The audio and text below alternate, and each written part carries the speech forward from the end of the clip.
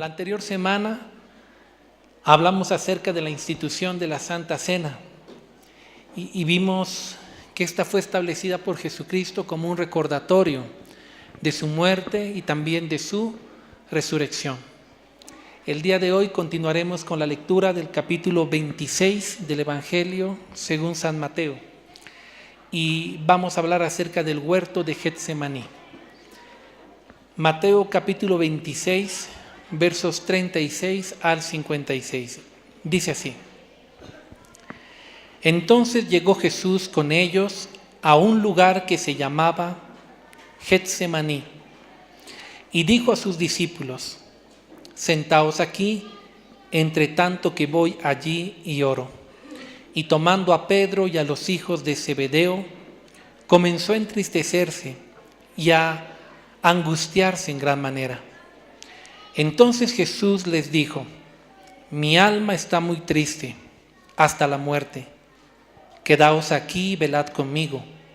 Y yendo un poco adelante se postró sobre su rostro orando y diciendo: Padre mío, si es posible, pase de mí esta copa, pero no sea como yo quiero, sino como tú. Vino luego a sus discípulos y los halló durmiendo. Y dijo a Pedro: ¿Así que no habéis podido velar conmigo una hora? Velad y orad, para que no entréis en tentación.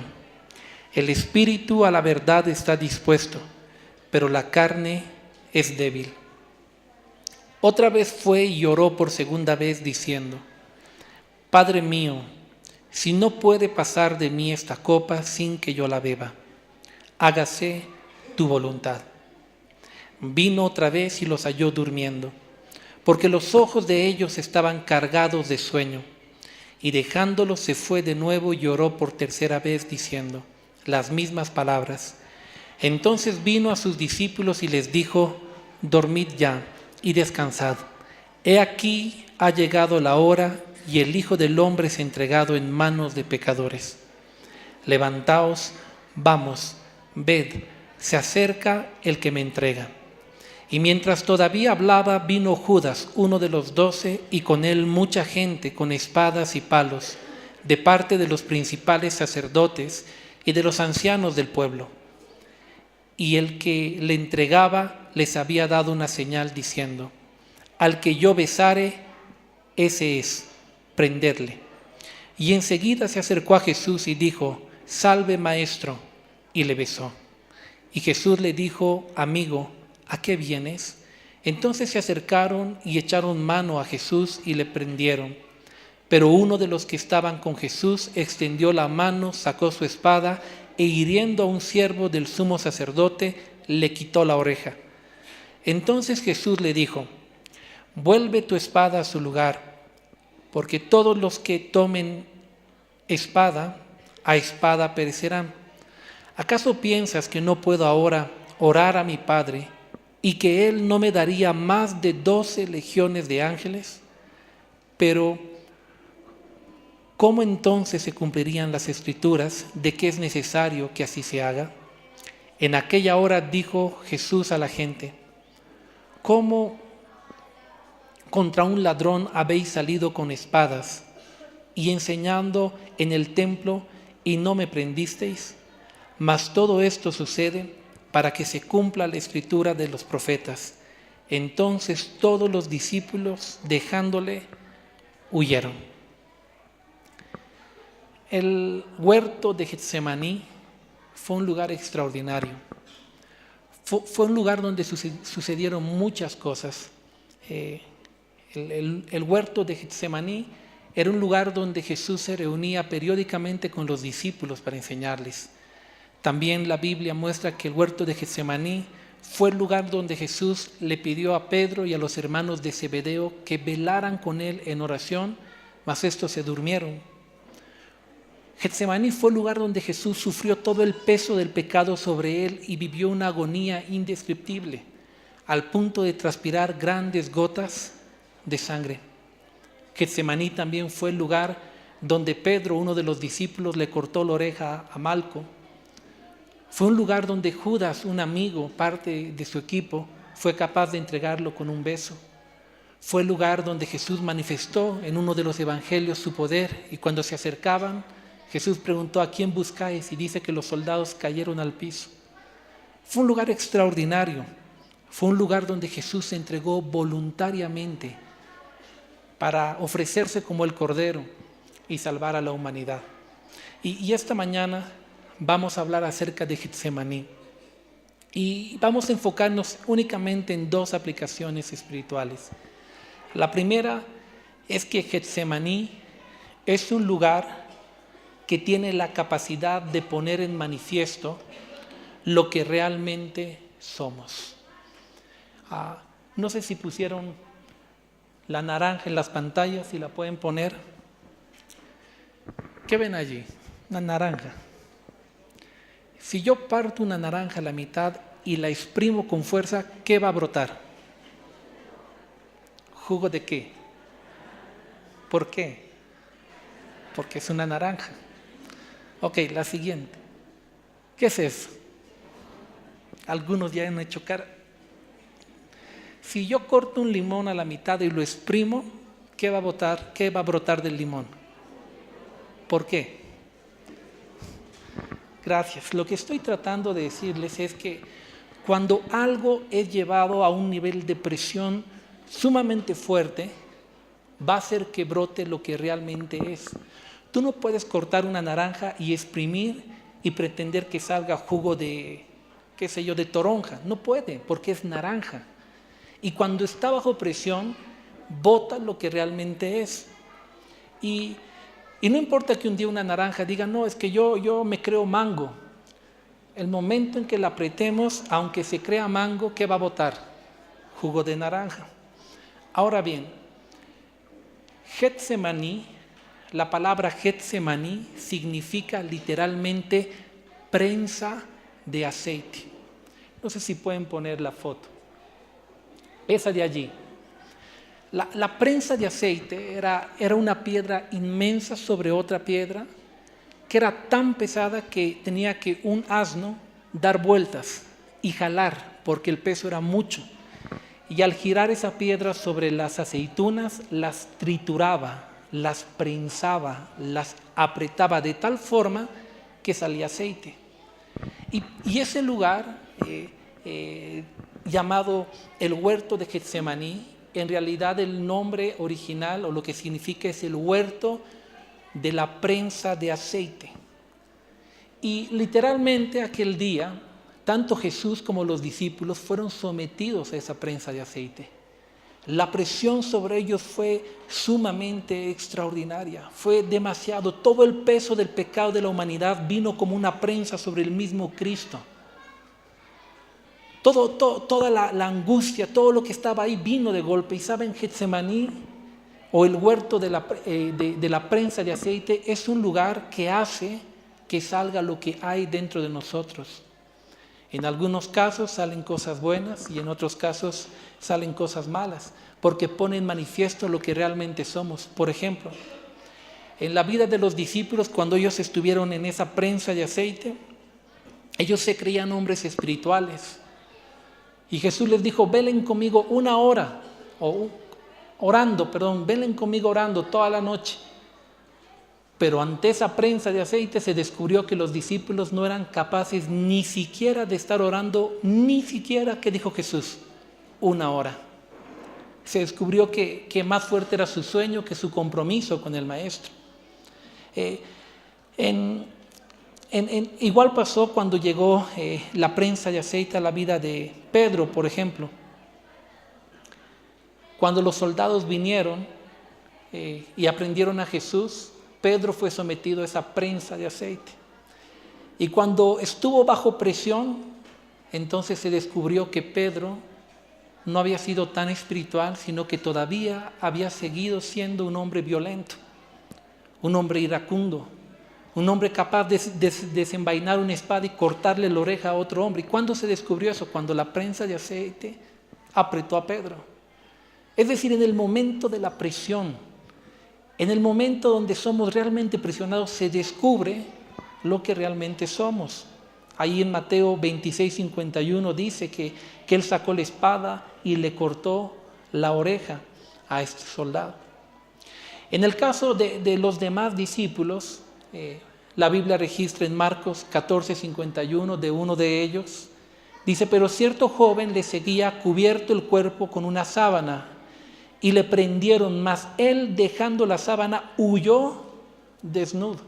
En el caso de este discípulo que seguía a Jesús, cuando la presión llegó a su vida y él se dio cuenta que podía perder la vida por seguir a Jesús, entonces él salió tan espantado que aún dejó la sábana y desnudo se fue corriendo. Se descubrió que no había sido tan valiente como tal vez él pensaba que era, porque en el momento de la presión se descubre de qué realmente estamos hechos. En el caso de Judas, salió a relucir que era hipócrita, capaz de besar en la mejilla al maestro a quien estaba por entregar. Cuando estaba en la prensa de aceite se descubrió que era un traicionero, que era un ladrón. Eso se descubrió en el momento de la presión. Mateo 26, 49 y 50 dice: y enseguida se acercó a Jesús y le dijo: salve, maestro, y le besó. En Getsemaní se dio a relucir el tipo de corazón que realmente tenía Judas. Es decir, el huerto de Getsemaní o la prensa de aceite, en ese lugar, cada naranja dio su jugo de naranja y cada limón dio su jugo de limón, cada aceite dio su aceite. Todos fueron expuestos ante la presión y se dejó ver con claridad que todos, absolutamente todos, necesitaban ser todavía perfeccionados. Ahora bien, en la vida Dios permite que muchas veces nosotros atravesemos nuestros propios Getsemanís, nuestras propias prensas de aceite, tiempos, lugares, momentos donde atravesamos tal presión, tal estrés que pone en manifiesto lo que realmente hay dentro de nosotros. Pon un cristiano en un lugar lleno de paz, con jugo de naranja, vista a la playa, sin que nadie lo moleste, y va a ser el mejor cristiano que has visto en tu vida. Pero pon un cristiano en un momento de estrés, en un momento donde lo estén presionando, en un momento cuando la gente diga cosas que a él cristiano no le gustan, cuando lo juzguen, cuando lo critiquen, cuando lo lastiman, y entonces se verá de qué realmente está hecho ese cristiano. Porque es en el momento de la presión donde realmente se conoce a la gente. El apóstol Pablo, cuando naufragó, cuenta que él había un montón de leña. Y entonces Pablo encendió la leña. Y cuando el fuego se encendió, de entre esos palitos de leña que habían, un palito era una serpiente. Y entonces brincó y lo mordió. ¿Por qué? Porque el fuego, la presión, hace que se manifieste y que se diferencie entre lo que es palito y lo que es serpiente. Hace que salga lo que realmente es. Y para muchos su Getsemaní puede ser su propio hogar. Cuando la presión de los padres sobre los hijos es tan fuerte, es excesiva, entonces el Getsemaní de muchos jóvenes permite que se vea el carácter que hay en ellos. A veces para los padres, cuando los berrinches de los hijos exceden los límites, entonces se descubre que ese hermano, esa hermana no había sido tan pacífico como pensaba, capaz de gritar al niño, y se descubre de que uno realmente está hecho. Cuando el humor del cónyuge es insoportable, como dice la palabra, es como una gotera continua, entonces se descubre de qué realmente estamos hechos. Porque yo puedo estar en la iglesia levantando manos, gloria al Señor, y de repente mi gotera continua en casa se pone mal y reaccionar como un león. ¿Qué te pasa? Y gritar y hacer alboroto. Entonces, delante de esa prensa de aceite, ¿qué está saliendo a relucir? Lo que estoy por dentro. Las áreas que todavía no están tratadas. Lo que falta ser perfeccionado por Dios. Y Dios permite esas prensas de aceite justamente para que podamos conocer nuestro interior. Entonces atravesamos por esos Getsemanís y ponen en manifiesto lo que realmente somos. Para otros, su Getsemaní puede ser su trabajo, cuando el jefe se extralimita en su autoridad. Entonces descubrimos que aunque cristianos habíamos sido contestones, alterados, pendencieros y todo aquello. Cuando en el trabajo injustamente te hacen algo o alguien te faltó al respeto, entonces se da cuenta. El cristianito se pasa y dice, ¿y qué? ¿Soy invisible acaso? ¿No? Y ahí se descubre que realmente somos internamente. Cuando te toca lidiar en el trabajo con gente que tú no quieres, que no te interesa, que realmente no te llevas bien, entonces sale a relucir lo que realmente somos, capaces de dar besos a uno y de mirar con odio, con crítica, con murmuración a otros. Y eso pone en manifiesto que todavía hay áreas que deben ser tratadas. Para otros, su Getsemaní puede aparecer en la calle. Un día mientras maneja y alguien le toca bocina, un auto se le mete por delante. Entonces el hermano busca lo que encuentra para lanzar por la ventana, ve una Biblia y por poco y lo hace. Terrible. El Getsemaní te puede aparecer en la escuela, cuando la presión está sobre ti, en la universidad, aún dentro de la misma iglesia. Porque si bien la iglesia es un lugar donde todos hemos sido santificados por el Señor, todos estamos en proceso de perfeccionamiento. Quiere decir que todavía aquí no hay ángeles entre ustedes. ¿A qué me refiero? No ángeles del Señor, a que ninguno de ustedes todavía tiene alas, ni yo como su pastor. Todos están siendo perfeccionados. Y a veces la prensa de aceite es en la misma iglesia.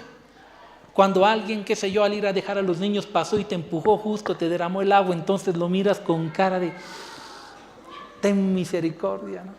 O alguien se sentó en tu lugar, ¿no?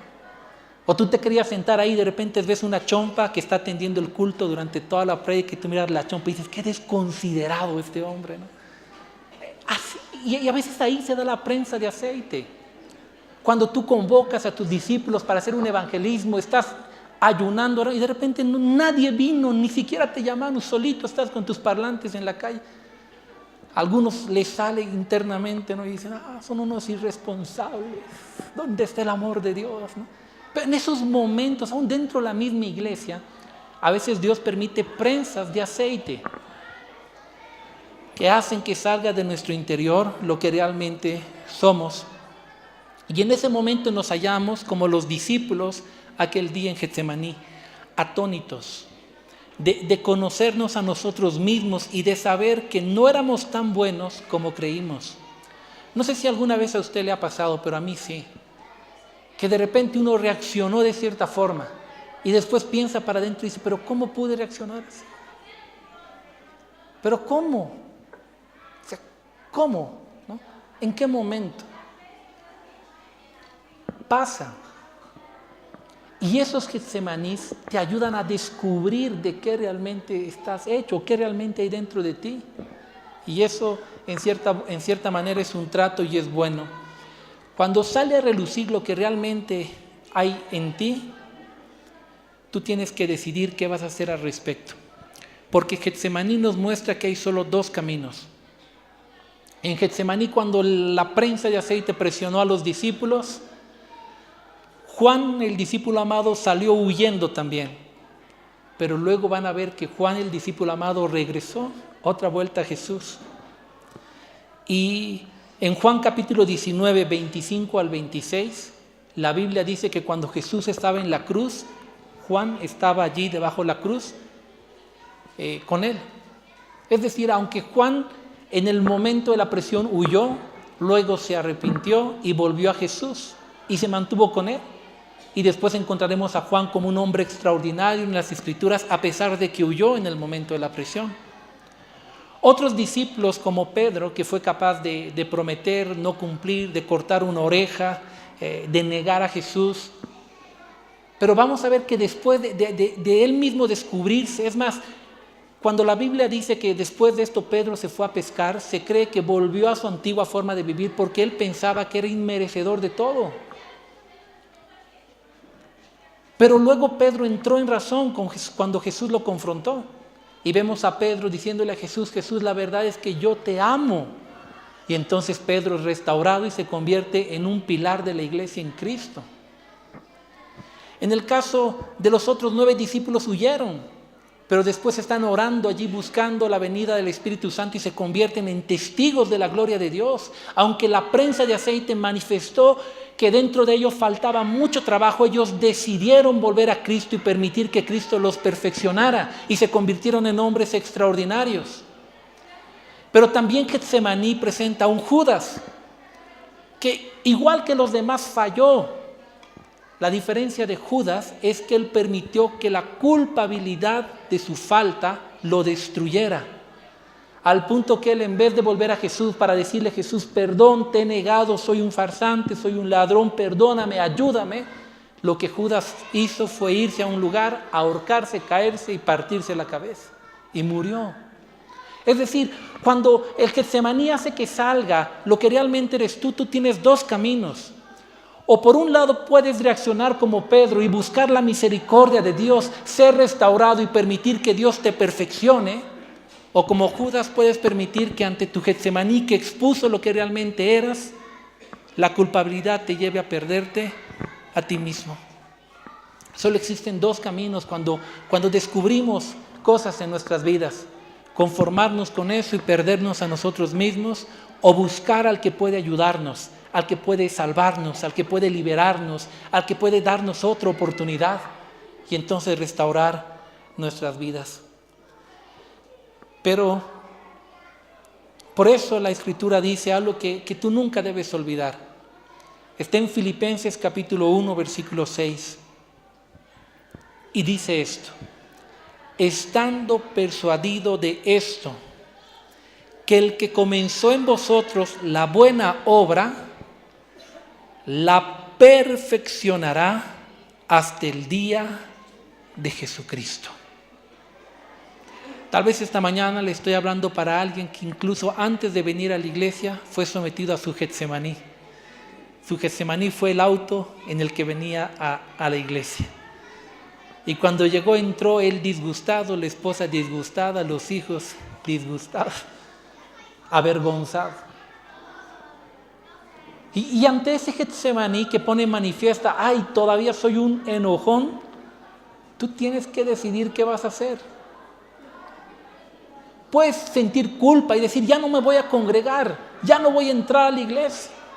Y como Judas, perderte a ti mismo.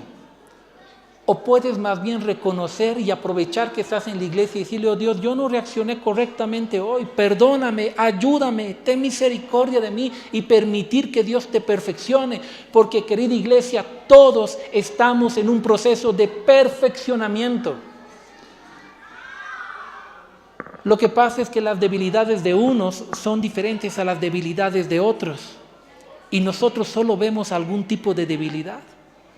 Pero cada uno tiene sus luchas, cada uno tiene sus peleas, sus debilidades. Y en esas tienes que identificarlas en los Getsemanís de la vida para permitir que Dios pueda hacer una obra gloriosa en ti. Por eso tengo un mensaje para ti en Hebreos capítulo 12, versículos 12 al 14.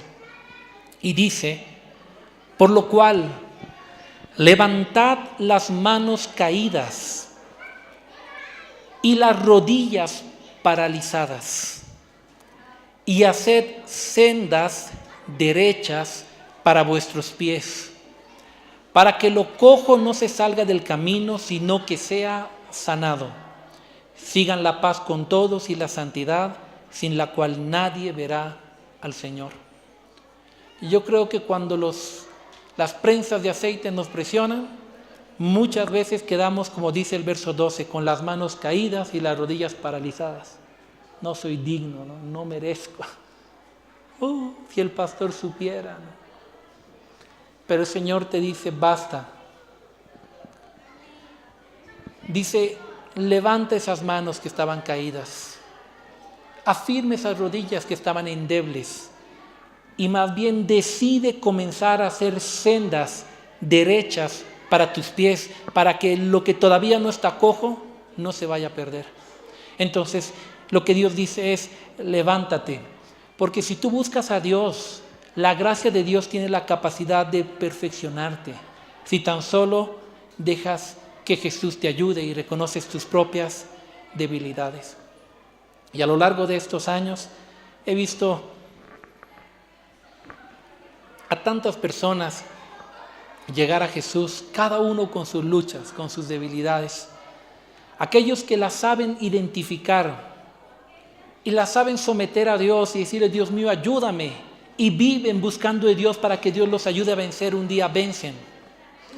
Pero hay otros que saben que hay cosas malas en su vida y se conforman con eso. Y entonces llevan una vida mediocre, una vida caída en el cristianismo. Porque la Biblia nos enseña que la voluntad de Dios es que vayamos perfeccionando esa obra que Él un día ha comenzado en nosotros. Amén. Pero Getsemaní no solo expone lo que somos para que podamos reconocer y buscar de Dios, sino que en segundo lugar Getsemaní nos recuerda que tenemos una meta como cristianos. Perdón, yo cuando predico con micrófono de mano siempre voy bajando y a veces acabo predicando. Y a veces lo subo mucho. Pero Getsemaní nos recuerda que existe una meta. ¿Por qué? Porque Getsemaní nos muestra que no solo los hombres fueron sometidos a eso, sino ¿quién también fue sometido? Jesús. Pero cuando la prensa de aceite empezó a apretar a Jesús, cuando el peso de todo el pecado de la humanidad vino sobre Jesús al punto de que el estrés, la agonía fue tan fuerte que transpiraba grandes gotas de sangre, salió de Jesús lo que había en Jesús. Salió obediencia, salió amor, salió valentía, salió compromiso, salió perdón, aún ternura en medio de la agonía. Cuando la presión estaba sobre él, yo no sé otro cristiano cómo hubiese reaccionado. Ahí Pedro le corta la oreja. ¡Ay, qué te pasa! ¿No? ¿Dónde está el fruto del Espíritu? Pero Jesús no, de él salió con misericordia. Pedro, mira, si tú a espada vas a morir. En medio de la presión, un cristiano normal va y a los que les pide que le apoyen en oración los encuentra durmiendo. ¡Qué irresponsables! Me voy a ir de esta iglesia, nadie me apoya, ¿no? Pero Jesús no, les dijo: bueno, ya duerman y descansen, ya llegó la hora.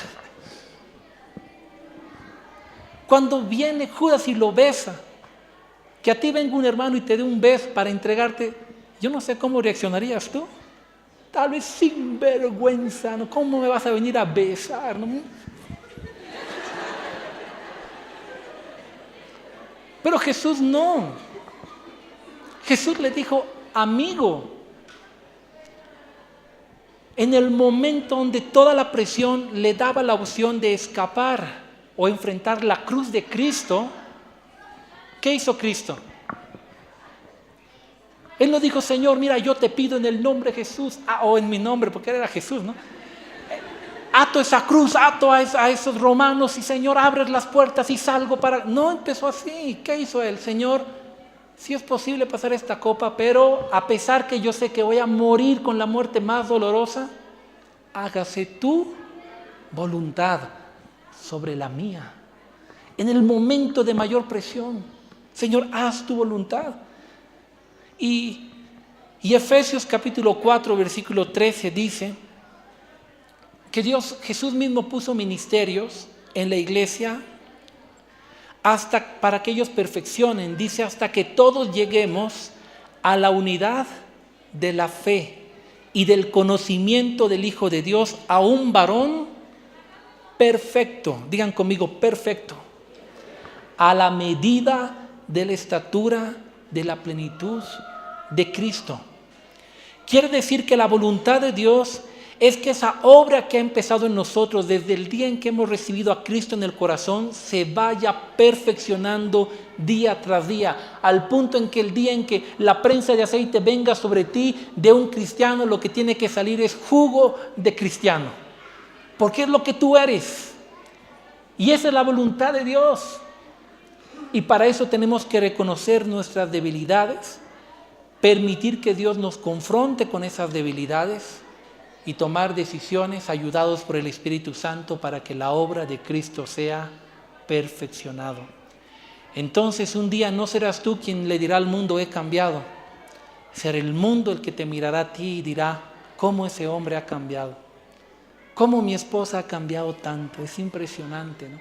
Cómo mis hijos han cambiado tanto, porque la obra de Cristo ha ido perfeccionando la vida de cada uno de ellos. Amén. Voy a invitar al ministerio de alabanza que pueda acompañarme y vamos a orar. Hoy hemos visto que existe un Getsemaní para cada quien. Y cuando atravesamos ese huerto de la prensa de aceite, este hace que salga a relucir de dentro de nosotros lo que realmente somos o lo que hay en nosotros. Pero también hemos visto que cuando eso sale a relucir, existen dos caminos que tú puedes tomar. Por un lado, puedes reconocer tus debilidades y permitir que Dios trabaje con tus debilidades y ser perfeccionado. O por otro lado, puedes permitir que la culpabilidad entre en tu corazón al punto de que te alejes de Dios y te autodestruyas. La Biblia dice que existen dos tipos de tristeza. Una tristeza es la que viene del mundo, que es para perdición del alma, eso se llama culpabilidad. Ese sentimiento de, yo no voy a ir a la iglesia porque soy un hipócrita y no, yo mejor no, yo. Eso es del mundo y viene para destrucción del alma. Pero luego la Biblia dice, hay otra tristeza que es según el Espíritu, que esa es para salvación, de la cual no hay que arrepentirse. Es la tristeza que el Espíritu te trae y te contrista y te dice, mira, has reaccionado mal. Mi voluntad es que cambies, es que hagas de esta forma. Entonces tú te contristas, te dueles, te quebrantas y le dices, Dios mío, ayúdame, necesito de ti, reconozco que todavía soy débil en esto. Entonces el poder de Dios se perfecciona en tu debilidad. Y esa tristeza del Espíritu es para salvación de tu alma. Por eso no te dejes vencer por el desánimo. Tal vez esta mañana le estoy predicando a alguien que ha estado con tanta culpabilidad en el corazón. Es más, hasta has pensado dejar la vida cristiana porque te sentías indigno. Pues quiero que sepas que la obra que Dios ha empezado todavía no está perfecta, la sigue perfeccionando. Ahora cuando te sientes débil, ahora cuando no tienes fuerzas, ahora cuando quieres botar la toalla es cuando más fuertemente te debes agarrar del manto de Cristo y decirle, Señor, no me voy a soltar de ti. Es cuando más te necesito. Entonces vas a ver que el poder de Dios se comenzará a perfeccionar en tus debilidades. Voy a pedirle al ministerio de alabanza que adore a Dios y mientras ellos adoran yo voy a orar aquí en mi corazón. Y voy a pedirle al Espíritu Santo que Él haga relucir en nosotros las áreas que están mal, débiles, y que podamos reaccionar como Juan, como Pedro, como los discípulos, reconocer el error, pero buscar al que puede ayudarnos, buscar su gracia y su favor. Si este mensaje ha bendecido tu vida, contáctate con el pastor Sergio Gutiérrez visitando facebook.com/pastor Sergio Gutiérrez y cuéntanos cómo Dios tocó tu corazón. Si vives en La Paz o El Alto y deseas visitar la iglesia, puedes hacerlo todos los domingos en el auditorio del teleférico Línea Verde, Alto Brajes. Para más información, comunícate al 611 40 47 8. Ven y descubre lo maravilloso que es vivir con Jesús.